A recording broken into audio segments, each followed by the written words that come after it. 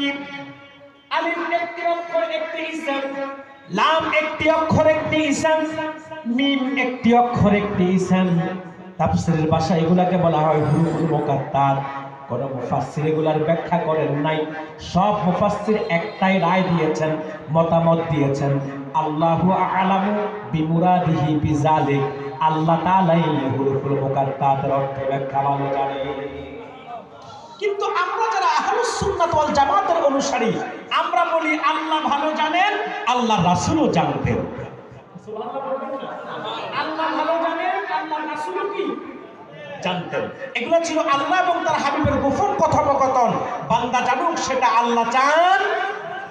ভাইয়েরা আমার, কোন মুফাসসির যেহেতু ব্যাখ্যা করেন নাই, আমরাও ছেড়ে দিলাম। এবার আল্লাহ তাআলা বলেন, তিলকা আয়াতুল কিতাবিল হাকিম। আল্লাহ বলেন এগুলো প্রজ্ঞাময়, বিজ্ঞানময় কোরআনের আয়াত। আল্লাহ এখানে কোরআনকে বলছে কোরআনুল হাকিম। কি বলছে? হাকিম বলছে, হাকিম। কোরআনকে আল্লাহ বহু নামকরণ করেছে। যেমন আল্লাহ কোরআনকে বলছে ফুরকান, সুবহানাল্লাহ বলবেন না? যেমন আল্লাহ কোরআনকে বলেছে বুরহান, সুবহানাল্লাহ বলবেন না? আল্লাহ কোরআনকে বলেছে কোরআন মাজিদ, সুবহানাল্লাহ বলবেন না? আল্লাহ কোরআনকে বলেছে মাজিদ, কোরআনকে বলেছে আল্লাহ হাকিম, কোরআনকে বলেছে ফুরকান, কোরআনকে আল্লাহ বলেছে বুরহান। এরকম কোরআনকে আল্লাহ তাআলা বহু নাম, বহু বিশেষণে বিশেষিত করেছেন, বহু নামকরণ করেছেন কোরআনের। আল্লাহ এখানে কোরআনকে বলেছেন হাকিম, তার মানে এটা বিজ্ঞানময়, এটা প্রজ্ঞাময়। কোরআনের মধ্যে বিজ্ঞান, দর্শন, ইতিহাস সব আছে। পৃথিবীতে একটা মাত্র কিতাব আল কোরআন, যেখানে এমন একটা সেক্টর নাই, এমন একটা সাবজেক্ট নাই যে সাবজেক্টের আলোচনা আল্লাহ কোরআনে করেন নাই। সুবহানাল্লাহ বলবেন না? প্রত্যেকটা বিষয় কোরআনে আলোচনা আছে। কথাটা আমার না, আল্লাহ নিজেই কোরআনে বলেছেন। আল্লাহ তাআলা বলেন, ওয়া নাযালনা আলাইকাল কিতাবা তিবয়ানান লিকুল্লি শাইইন ওয়া হুদান ওয়া রাহমাতান ওয়া বুশরা লিল মুসলিমিন। সুবহানাল্লাহ বলবেন না? আল্লাহ তাআলা বলেন, মুহাম্মদ সাল্লাল্লাহু আলাইহি ওয়াসাল্লাম, এই 30 পারা কোরআন আমি আপনার উপর নাযিল করেছি তিবয়ানান লিকুল্লি শাই, আয় কাশফান লিকুল্লি শাই, যেখানে সকল বিষয়ের সুস্পষ্ট সমাধান আছে। আকাশের উপরের কথা আছে, তার নিচের কথা আছে, জমিনের উপরের কথা আছে, তার নিচের কথা আছে, ইতিহাসের কথা আছে, বিজ্ঞানের কথা আছে। বিজ্ঞানের যত শাখা, কি ফিজিক্স, কি কেমিস্ট্রি, বায়োলজি, কি হিওলজি, কি কসমোলজি, কি ভূতত্ত্ব, কি নৃতত্ত্ব, একটা মানুষের ইহজাগতিক কল্যাণ এবং পরজাগতিক মুক্তির জন্য যত কথা প্রয়োজন, যত নীতি প্রয়োজন, কি অর্থনীতি, কি ব্যক্তিনীতি, কি সমাজনীতি, কি সংসার নীতি, কি যুদ্ধনীতি, কি নারী নীতি, কি শিক্ষানীতি, কি রাষ্ট্রনীতি, কি পররাষ্ট্রনীতি, সব কথা আমি আল্লাহ খুলে খুলে 30 পারা কোরআনে বর্ণনা করেছি। এজন্যই তো আমরা বলি সব সমস্যার সমাধান দিতে পারে আল কোরআন। তবে ব্যাখ্যা দিতে হবে রাসূলুল্লাহর হাদিস এবং সুন্নাত থেকে। কারণ রাসূলুল্লাহর হাদিস এবং সুন্নাত থেকে যদি ব্যাখ্যা না নেন তো আপনি কোরআন বুঝবেন না। কথা বলেন, আপনি কোরআন বুঝবেন না। কারণ কি? যেমন আজকে আপনারা এশারের ফরজ কয় রাকাত পড়েছেন? 4 রাকাত। আচ্ছা বলেন তো হবিগঞ্জের ভাইয়েরা, বাবাজিরা, কোরআনুল কারীমের 30 পারা কোথায় আছে এশারের ফরজ 4 রাকাত? আছে কোথাও? কোথাও আছে? নাই। মাগরিবের ফরজ কয় রাকাত পড়েছেন? আছে কোথাও কোরআনে? জোহরের ফরজ, আসরের ফরজ, ফজরের ফরজ। কোরআনে দেখেন তো 30 পারার কোথায় আল্লাহ বলেছেন ফজরের 2, জোহরের 4, আসরের 4, মাগরিবের 3, এশারের 4? কোরআনে কোথায় আছে? 30 পারা কোরআনে নামাজের কথা 80 বারের বেশি আছে, কিন্তু কোন নামাজ কত রাকাত কোরআনে কোথাও নাই। তাহলে আমরা কোথায় পেয়েছি? রাসূলুল্লাহর হাদিস এবং সুন্নাতে নববীতে। আল্লাহর হাবিবের হাদিস এবং সুন্নাতে পেয়েছি। হুজুর বলেছে সাল্লু কামা রাআইতুমুনি উসাল্লি, উম্মত নামাজ পড়ো এমন ভাবে যেভাবে দেখেছো আমি রাসূল নামাজ পড়েছি। আল্লাহ কোরআনে নামাজের কথা বলেছে, কিন্তু কোন নামাজ কত রাকাত আল্লাহ বলেন নাই। ব্যাখ্যা রাসূলুল্লাহর হাদিস থেকে পেয়েছি, সুন্নাহ থেকে পেয়েছি। এজন্য সব সমস্যার সমাধান দিতে পারে আল কোরআন, তবে ব্যাখ্যা নিতে হবে নূর নবীর হাদিস এবং সুন্নাহ থেকে। কোরআনে সব আছে, ইতিহাস, বিজ্ঞান, দর্শন। এখন প্রশ্ন হলো আমরা খুঁজে পাই না কেন? কারণ হলো আমরা কোরআন নিয়ে গবেষণা করি না। আল্লাহ কোরআন থেকে জিকিরের কথাও বলেছে, ফিকিরের কথাও বলেছে। আজকে দুর্ভাগ্যজনক কথা এবং দুঃখজনক হলো সত্য, আমরা মুসলমান শুধু কোরআন থেকে জিকির নিয়েছি, ফিকির নেই না। আমরা কোরআন পড়ি, কোরআন তেলাওয়াত করি, কিন্তু কোরআনের ব্যাখ্যা গবেষণা আমরা করতে চাই না। কোরআন নিয়ে আমরা ফিকির করি না বিদায় কোরআনের মধ্যে যে বিজ্ঞান, ইতিহাস, দর্শন সব আছে এটা আমরা খুঁজে পাই না। এজন্য এখন যত বড় বড় বিজ্ঞানী সব দেখেন না অমুসলিম। এই যে মাইক বানাইছে কে? বিধর্মী। বক্স বানাইছে বিধর্মী, লাইট বানাইছে বিধর্মী।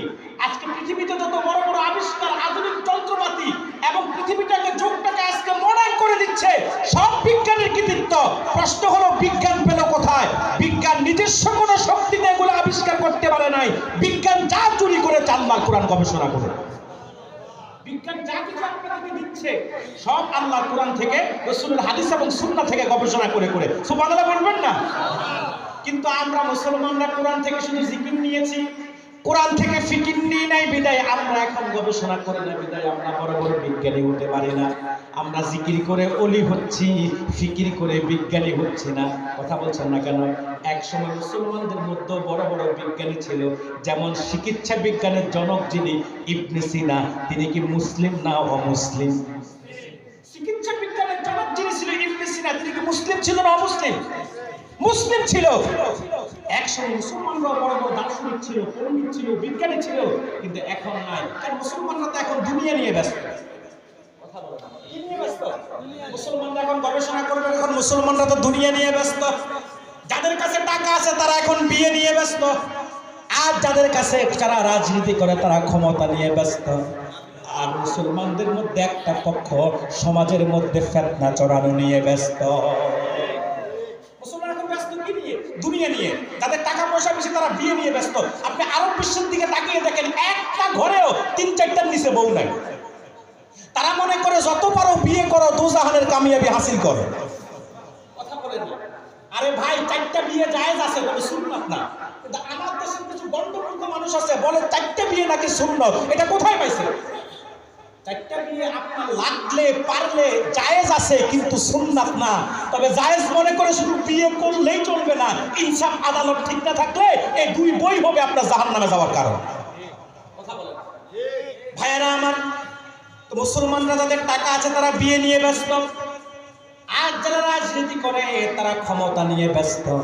ক্ষমতার চেয়ারে মসনদে বসার জন্য এমন কোনো হিংসাত্মক কাজ নাই, জুলুম নাই, অন্যায় নাই, অত্যাচার নাই, প্রতিযোগিতা, প্রতিহিংসা নাই, যেটা আজকে মুসলমান করছে না।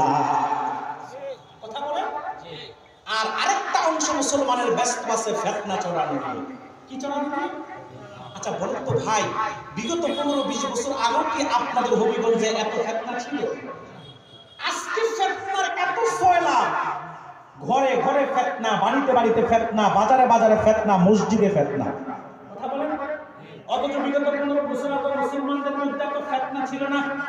আজকে তারা কারা যারা মুসলমানদের মধ্যে ফিতনা ছড়িয়ে দিয়েছে? আমার কথা যদি ভুল না হয়, আপনার চিন্তা জানা যদি ভুল না হয়, আপনি আমার সাথে একমত হবেন। মুসলমানদের মধ্যে আজকে সমাজের মধ্যে যে ফিতনা ছড়িয়ে দিয়েছে, ধর্মীয় অঙ্গনে ফিতনা ছড়িয়ে দিয়েছে, মুসলমানদেরকে আজকে বিভিন্ন ভাগে ভাগ করে দিয়েছে, এটা অমুসলিমরা করে নাই, আমার মতো আপনার মতো হুজুররাই করেছে। আর তাদের পরিচয় যদি আমি বলে দেই, তো একটা নাম সামনে আসে, যারা ঘরের বিছানা থেকে মসজিদের বিছানা পর্যন্ত ফিতনা সৃষ্টি করেছে, তারা হচ্ছে আহলে হাদিস, আহলে হাদিস, আহলে হাদিস। আপনারা আমার সাথে একমত? এই বাংলাদেশের মধ্যে বিগত 15 বছর আগে এত ফিতনা ছিল না। আজকে কারা বাংলাদেশের মধ্যে এত ফিতনা সৃষ্টি করেছে? আপনি মসজিদে যাবেন নামাজ পড়তে, সেখানেও ফিতনাবাজি। হাত কি বুকে বাঁধবেন না নাভিতে বাঁধবেন? ইমামের পিছনে সূরা ফাতিহা পড়বেন কি পড়বেন না? পড়লে আমিন আস্তে বলবেন না জোরে বলবেন? কথা বলে না। এরপরে কতটুকুন ফাঁকা হয়ে দাঁড়াবেন? ফরজ নামাজ পড়ার পরে সালাম ফিরিয়ে কি মোনাজাত করবেন কি করবেন না? কেন ভাই ১৫০০ বছর পরে উম্মতের মধ্যে কেন এত ফিতনা চড়াতে হবে? এই দেশের মানুষের প্রত্যেকটা আকীদা মাসআলা মাসাইল সব তো ইজমাই উম্মত হয়ে গেছে। আউলিয়া কেরামগণ মুজতাহিদগণ সব সমস্যার সমাধান দিয়ে দিয়েছে। তোমরা আজকে কারা যারা সহিহ হাদিসের দোহাই দিয়ে নতুন করে দেশের মানুষকে ইসলাম শেখাতে চাও? কথা বলছেন না কেন আপনারা? আজকে তারা কারা যারা নতুন করে আপনাদেরকে সহিহ হাদিসের দোহাই দিয়ে ইসলাম শেখাতে চায়? মনে রাখবেন, এরা হচ্ছে ফিতনাবাজ। এরা কারা বলুন? এরা হচ্ছে ফিতনাবাজ। এদের কাজই হচ্ছে এরা এখন ইঁদুরের ভূমিকা পালন করতেছে। কিসের ভূমিকা? দেখবেন আপনাদের ধানের মৌসুমে ধান যখন পেকে ওঠে তখন দেখবেন কিছু ইঁদুর ধান খেতে ঢুকে যায়। এই ইঁদুরগুলা ধান খেতে ঢুকে কাজই হচ্ছে যে ধান গাছগুলাকে কেটে কেটে ধানগুলোর ফসলগুলো যেন ভালো না আসে সেই চেষ্টাই করা। এই দেশের মধ্যে কোন নবী রাসূল ইসলামের দাওয়াত নিয়ে আসে নাই। এই দেশে সাহাবায়ে কেরাম এসেছে কিনা এটাও মতন, এটাও সনদ দুর্বল। কিন্তু এই দেশে তাদের বিনিময়ে ইসলাম এসেছে। যারা এই দেশের মানুষদেরকে দ্বীনের তালিম দিয়েছে, যারা এই দেশের মানুষদেরকে ঈমান শিক্ষা দিয়েছে, ইসলাম শিক্ষা দিয়েছে, তাহজিব তামাদ্দুন শিক্ষা দিয়েছে, ইলমে শরীয়ত, ইলমে মারিফত, তরিকত তাসাউফ শিক্ষা দিয়ে মানুষদেরকে মদিনাওয়ালার পথে যাত্রী বানিয়েছে, আহলুস সুন্নাত ওয়াল জামাতের অনুসারী বানিয়েছে, জান্নাতি মানুষ যারা বানিয়েছে তারা হচ্ছে আল্লাহর ওলিরা। কথা বলেন না তারা কারা? তারা হচ্ছে আল্লাহর ওলিরা। তাদের মধ্যে প্রথম সারিতে যারা ছিল তিনি হচ্ছে সুলতানে বাঙ্গাল হযরত শাহজালাল। তারা হচ্ছে শাহ ফারহান, ৩৬০ আউলিয়া, নাসিরউদ্দিন সিফাসালার রহমতুল্লাহ আলাইহি, শাহ জনপুরের কারামাতুল জনপুর রহমতুল্লাহ আলাইহি, শাহ মাকদুম রূপসী রহমতুল্লাহ আলাইহি, শাহ সুলতান বলখি মাহি সাওয়ার রহমতুল্লাহ আলাইহি, খান জাহান আলী রহমতুল্লাহ আলাইহি, ফুরফুরার মুজাদ্দিদে জামান আবু বকর সিদ্দিক রহমতুল্লাহ আলাইহি, শামসুদ্দিন নেসারউদ্দিন রহমতুল্লাহ আলাইহি, সোনাকান্দার আব্দুর রহমান হানাফি রহমতুল্লাহ আলাইহি, নূর মোহাম্মদ ফান্দাউক সহ হক্কানি আল্লাহর ওলিরাই এদেশের মানুষদেরকে ঈমান শিক্ষা দিয়েছে, ইসলাম শিক্ষা দিয়েছে, মানুষদেরকে আদবে আখলাকে আমলে আদর্শে সিরাতে সুরাতে রাসূলুল্লাহর মুতাসাম নমুনায় তৈরি করেছে। কথা বলেন না আপনারা? শুধু তাই না, এদেশের মানুষগুলোকে যখন আহলুস সুন্নাত ওয়াল জামাতের মতাদর্শে ঘুরেছে, এই ময়দান যখন পাকা হয়েছে, অর্থাৎ প্রত্যেকটা ঘরে ঘরে যখন সুন্নিয়তের দাওয়াত পৌঁছে যাচ্ছে, এই মুহূর্তে এই জাতিকে পথভ্রষ্ট করতে হলে, এই জাতির মাথার মধ্যে যদি সাম্প্রদায়িক বিষবাষ্প ঢুকিয়ে দিতে হয়, এই জাতিকে ইসলামের সঠিক আদর্শ থেকে দূরীভূত করতে হলে, এই জাতিকে আল্লাহর ওলিদের পথ মত দূরীভূত করতে হলে, এখন যদি জেনারেল শিক্ষিত কেউ এসে বলে আপনি তার কথা শুনবেন না, এই জন্য আমাকে আপনাকে মিসগাইড করার জন্য আমার আপনার মতো কিছু হুজুরকে মাঠে নামায়া দিচ্ছে। আমার আপনার মতো কিছু হুজুরকে মাঠে নামায়া দিচ্ছে। আর এইটাকে ব্ল্যাকমেল করতে হলে মনে রাখবেন, পাখি শিকার করতে হলে তীর লাগে, মুসলমানকে শিকার করতে হলে তাদের ইমোশনাল জায়গা লাগে। ভাই, এই দেশের মানুষ সবাই বুঝে সহিহ হাদিসের উপরে কোনো হাদিস নাই। এখন এই জাতিকে ব্ল্যাকমেল করার জন্য, এই জাতিকে মিসগাইড করার জন্য, এই জাতিকে আহলুস সুন্নাত ওয়াল জামাতের মতপথ থেকে দূরে সরানোর জন্য আজকে তারা একটা অস্ত্র বাজারে ছাড়িয়ে দিয়েছে, সেটা হলো সহিহ হাদিস। নাম দিয়েছে কি? সহিহ হাদিস। বলবেন হুজুর আপনি কি সহিহ হাদিসের বিরোধী নাকি? না, আরে ভাই, হাদিস অস্বীকার করলে তো ঈমান থাকবে না। কিন্তু যারা সহিহ হাদিসের নাম দিয়ে আপনাদেরকে আহলুস সুন্নাত থেকে দূরে সরাচ্ছে, তারা আপনাদের চোখে ধুলো দিয়ে আপনাদেরকে পথভ্রষ্ট করে দিচ্ছে। কারণ এই বাতিলপন্থী পথভ্রষ্টগুলা নিজেরাও সব সহিহ হাদিস মানে না। আর হাদিস কখন কোনটা নাসেখ হয়েছে কোনটা মানসুখ এটাও তো তারা বোঝে না। কথা বলে না, এদের মধ্যে উলুমে হাদিসের কোনো জ্ঞান নাই, উসুলে হাদিস এরা বোঝে না। কথা বলছেন না কেন আপনারা? এরা আজকে এই জাতিকে মিসগাইড করছে, পথভ্রষ্ট করে দিচ্ছে। যে কথা বলছিলাম, মুসলমান আজকে বড় বড় বিজ্ঞানী হয় না কেন? কারণ হবে কখন? মুসলমান তো ব্যস্ত দুনিয়া নিয়ে, কেউ আছে ফিতনাবাজি নিয়ে, কেউ আছে রাজনীতি নিয়ে, আর কেউ আছে বিয়ে নিয়ে। বড় বড় বিজ্ঞানী আর হয় না। এখন যত বড় বড় বিজ্ঞানী সব অমুসলিম।